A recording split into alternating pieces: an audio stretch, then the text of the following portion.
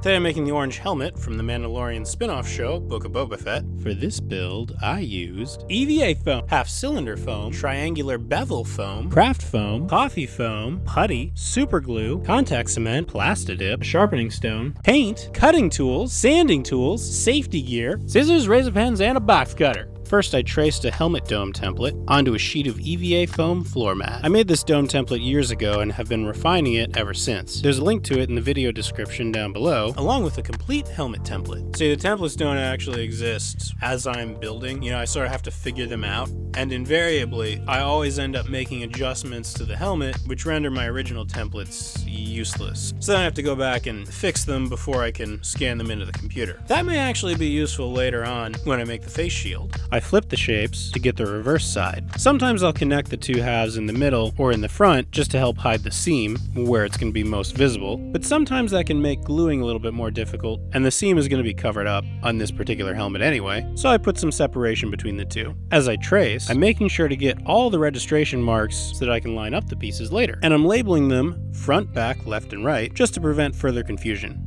Next, I cut out the pieces with the box cutter. Make sure to cut with the blade angled straight up and down, otherwise you'll get a ridge in your armor. The EVA foam will dull out your blade, so you'll have to continually sharpen it with a knife sharpener. I switched to scissors for some of the simpler cuts, and then finished them off with a work knife. I also made side pieces, then I heat formed them with a heat gun, not a hairdryer. A heat gun. Your hairdryer can't do this. Then I manipulated the foam manually until it was curved slightly, and then so that it would retain its curve, I set it inside a bowl while it cooled. Once all the pieces were heat formed, I glued them together with contact cement. The fumes from this stuff aren't great to breathe, so I'm doing this in an open garage on a windy day. You can't just apply the glue to the foam and then immediately stick it together. There's a 12 to 14 minute wait time. Contact cement is a bit temperamental, and it's something that has to be done in stages. But for the longevity of a prop that's probably going to bend over time, suffer some kind of stress, it's really the best glue. When the glue had become tacky, I attached the two halves to form a dome. Then I let it sit overnight to air out, and in the meantime, I worked on the outer brim pieces out of red EVA foam. I was hoping to avoid having to paint, which is technically possible. You can get away with it sometimes in specific circumstances. Alas, this was not one of them, and it took me a minute to realize that. It was a nice thought though. I sliced out the pieces with my razor pen. I made one of the cuts at an angle so that it would look right later on when it's wrapped around the dome. I did the rest with scissors. Then I mirrored that piece, and then I sanded the edges on the belt sander to clean them up. Normally I'd have to sand the edge smooth to make up for any template misalignment or jagged cuts from a dull blade, and then you'd be able to get a good attachment between the dome and the wall of the helmet. But in this case, the walls / brim fit over the dome. They kind of overlap. So you can actually get away with making a much smaller helmet dome, shorter helmet dome anyway, and then heat formed both of them. These are pretty easy to heat form. You just roll them up. The front end needs to be dished just a little bit to give it just the tiniest hint of having a little visor. Then I super glued them together in the front, and I put a triangular shim in the back because the bottom of the brim has a slightly larger circumference than the top. Circumference. Unique New York. The swan swam. Then I hot glued it to the dome. Hot glue isn't a permanent solution in this case. It's kind of just a placeholder. Then I covered up the seams with flexible putty. So this wasn't connecting around the circumference of the dome, so I secured it with super glue, although I would recommend contact cement on that seam. I think that would have, in the long run, that might work a bit better. The hot glue is really just to hold it in place while I work. In fact, I may even do a little bit more. I'm going to need to do multiple coats of fast dry sealant, which isn't a problem because, again, it's fast dry. I can get that done pretty quickly. But this seam I can leave because it's going to get covered up by a band. Band? Kind of like, well, a strip. It'd be a strip of foam. For the ridge, I tried using red foam, but it was too thick. So instead, I used white 4mm foam from a roll. Like I said, the colored foam scheme just totally broke down. And that's fine. Then I attached it in the front with hot glue, but then when that had cooled down, I switched to super glue. Alright, so hot glue is fine in the front because there's a lot of mass that I have to recreate. But I really like how the rest of the helmet came out. So I don't want to add mass there, else you're going to be able to see the hot glue bumps on the surface when I'm done. Same thing happened when I was building the Cowboy Bebop disruptor. Highly underrated show. So I'm just going to do a couple of drops on top and a few at the connection point right here. And then I'll go back in to get the seam later. In fact, I almost just messed it up right there. It was almost off by like a quarter of an inch. This strip of foam I didn't have to heat form because it came off of a roll, which they sell in craft stores now, and it already has a bit of a curve in it. Yeah, you only really have to heat form when its natural state is gonna try to pull itself apart from your piece, from your project. Then I put a section of a failed helmet dome from way back, I don't remember, inside the helmet as a backing. That's just structural, most of it'll get covered up. In fact, I'll probably trim it a little bit, just so it'll fit better. That's not one of those pieces I'm gonna have to reverse engineer to get the template from. Then I made the outer pieces and heat formed them as well. I super glued them to the main helmet.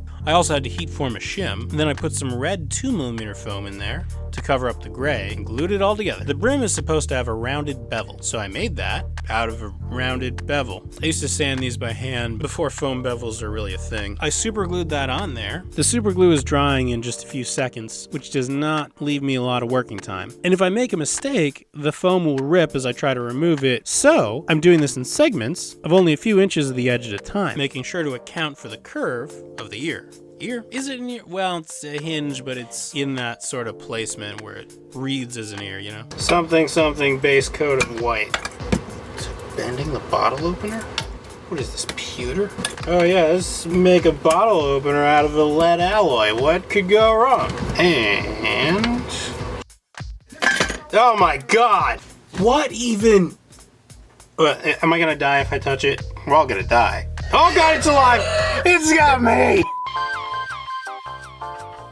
How did he die? How didn't he die? Note to self, inventory paint. I gave the whole thing a heat pass, first to create a more solid painting surface, and then I painted the whole thing white. This helmet is kind of a combination of Leia's speeder bike helmet and a night helmet, and I dig it, looks good. When the paint was dry, I painted it copper. It'll look orange on camera, trust me. Yeah, there's a difference between painting for camera and painting for real life. Because typically in movies, you know, the reason why they look better than, say, YouTube videos is they're using really high quality cameras and high quality film stock, depending, and special lenses that only really work if they're just getting blasted with light. So like, it looks normal to you watching it, but in real life, those actors are blind. They cannot see anything. They're staring at tape on the floor. In fact, I think everybody in Black Panther got blinded in the waterfall fight scene. I mean, temporarily blinded. It took them a while to realize that they were getting the sunlight reflected off of the water. What are we doing? Making a helmet. Then I worked on the bever, the mouth cover, cow catcher,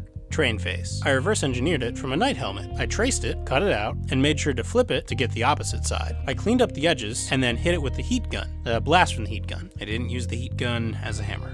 That would be stupid. Not like a quick burst though, like a thorough coverage, which would be about a minute on each side. Then I heat formed it with my thumbs and a planishing iron. This is a little tricky because it's curved along 2 axes, so you kind of have to manhandle it. And even then, it won't want to retain its shape until it's attached to the helmet, so just be aware of that. I glued the 2 formed halves together. I made sure to give it some time to dry before continuing to work. There's a lot of tension on this seam and it could pop open if I start working on it too soon.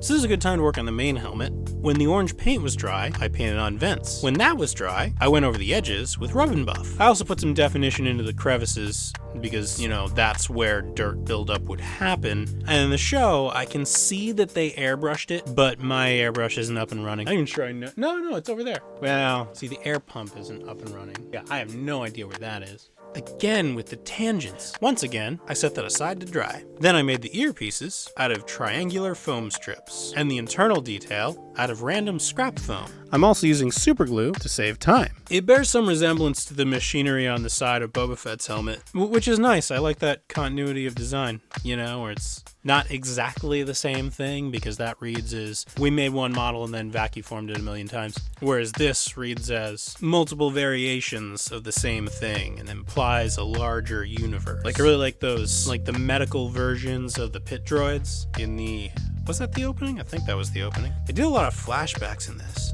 But yeah, like the top half of the medical droid is the same as the pit droids because it's just a standard droid unit, but the bottom half is totally different because it's meant for a completely different environment. I dig it. The production designers are on point. Then I put a thin strip around the perimeter at the top of the brim. This prevents the need to sand along that seam as it hides the rough edge entirely. Then I attached it to the helmet, making sure that it could hinge. Hinge, pivot, bend, not pivot. Pivot works. I think I need a thesaurus. And that was it. Now I'm ready to take on a bunch of space ninjas. Thanks for watching, everyone. Let me know what you'd like to see me make next in comments down below. Subscribe and hit the bell icon so you don't miss the next build. And support me on Patreon if you want to help out the show and see your name in the credits like these wonderful people. Happy crafting. See you later.